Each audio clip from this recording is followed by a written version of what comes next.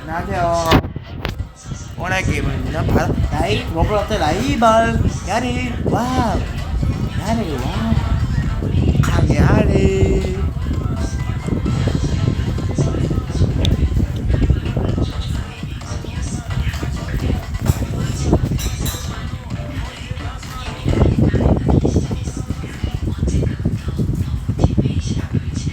전기똑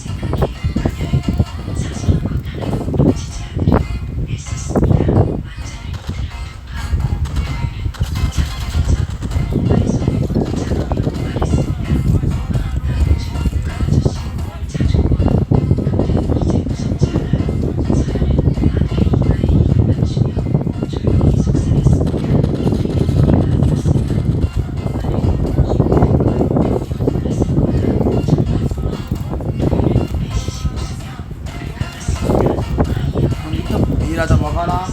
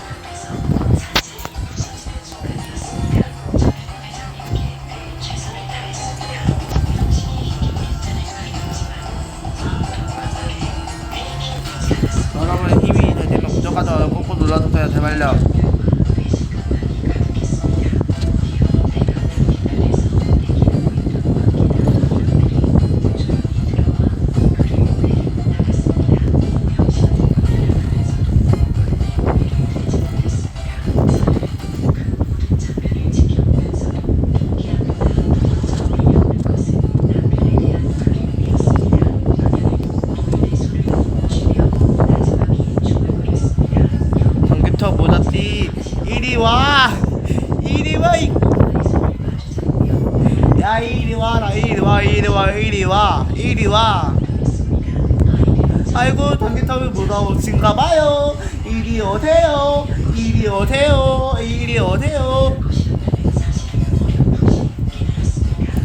이리 오세요 이리 오세요. 당기탑 난 세 자리만 왔다요.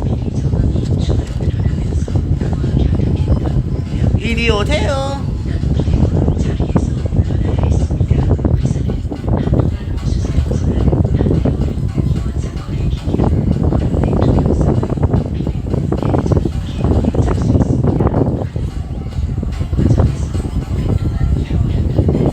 같이해요. 아무것도 못하도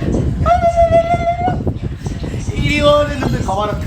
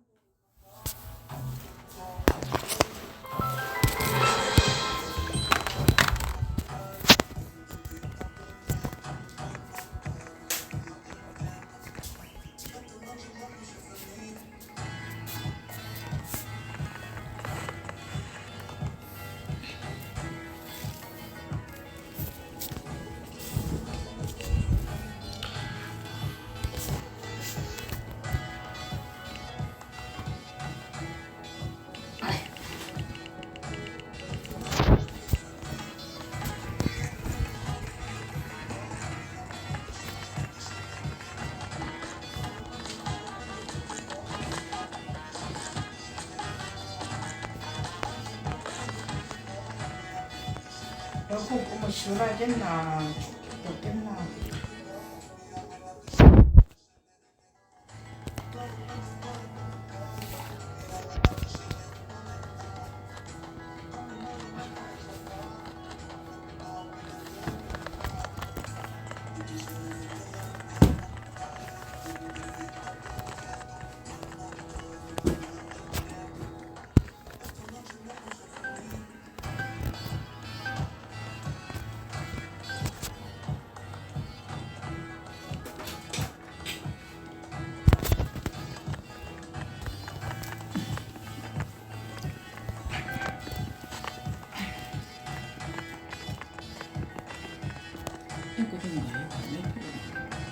나 이제 또 좀 더 내 충전 좀 하자. 아 70%나 남았다고? 응? 이거 조작 아니냐고 난리난 쥐젖 제거 영상? 혹시 보셨나요? 아니 레이저도 아닌데 쥐젖이 똑 떨어지던 게 솔직히 말이 안 되잖아요. 하도 신기해서 저도 직접 한번 발라봤습니다. 진짜 쥐젖이 프린트 오가들면서 떨어지는 거 니는 핸드폰 충전해라. 내가 가져갈란데 그래 따져놔야 된다. 콜링 파우더입니다. 엄마하고 국제 인산에서 할매하고 증명된 이 나중에 성분은 율무와 일해라. 녹두 100kg을 엄마, 지금 뭐라고 했어요? 방금 아들 도윤이 소리 때문이었습니다. 아저씨 옆에 살인범이 있어요. 9살짜리 아이의 손가락은 정확히 비서실장을 향. 한태호는 이 모든 자료를 보고받으며 오래도록 말을 잇지 못했습니다. 그는 오영식을 조용히 내치는 방법도 고민했습니다. 세간의 이목을 피해 그저 자리에서 물러나야 했습니다. 회사는 한동안 어수선했지만 한태호는 커버만 알았는데 펌만 비정상이 떠도 있구만. 높이는 대대적인 개혁에 착수했습니다. 그는 이 모든 과정에서 오랫동안 잃어버렸던 딸과 손자를 되찾은 것이 자신의 남은 인생에서 가장 큰 선물이었다고 여러 자리에서 고백하곤 했습니다. 서연은 처음엔 자신이 재벌가의 딸이라는 사실을 받아들이기 힘들어했습니다. 화려한 삶보다는 그저 평범하게 아들을 키우며 살아온 지난 시간이 더 익숙했기 때문입니다. 하지만 한태호는 그녀에게 어떤 것도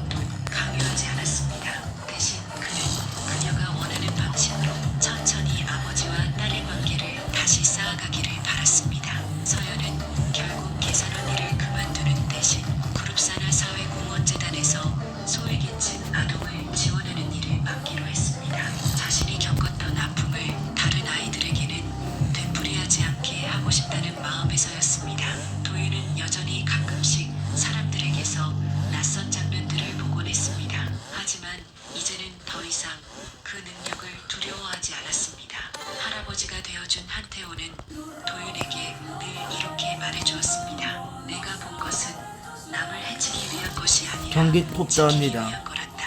그러니 부끄러워하지 않아도 돼. 계절이 2번 바뀌고 태강그룹 본사 정원에는 다시 봄이 찾아왔습니다. 서영과 도윤은 와, 티백인가지? 이제 그 전국의 정원을 넌안 되겠다. 거닐 수 있게 되었습니다. 한태호는 손재의 돌과 손을 독동으로 맞던 보지시.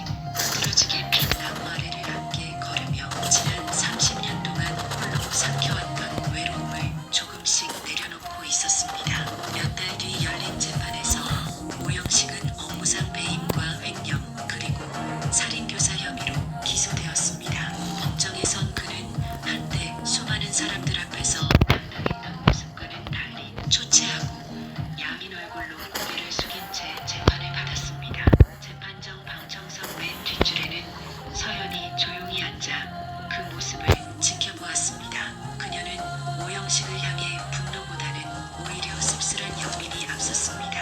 한 사람의 두 세대에 걸쳐 얼마나 많은 사람의 인생을 뒤틀어 놓을 수 있는지 그녀는 그 법정 안에서 다시 한번 뼈저리게 느꼈습니다. 선고가 내려지던 날 그녀는 남편의 사진을 품에 안고 조용히 눈을 감았습니다. 늦었지만 이제야 비로소 그의 억울함이 세상에 온전히 밝혀진 순간이었습니다. 강 팀장은 수사에 적극 협조한 정황이 인정되어 비교적 가벼운 처분을 받았습니다. 이후 회사를 떠나 지방의 작은 도시에서 새로운 삶을 시작했습니다. 서연은 마지막으로 그를 만난 자리에서 진심 어린 용기를 내어준 것에 대해 조용히 고맙다는 인사를 전했습니다.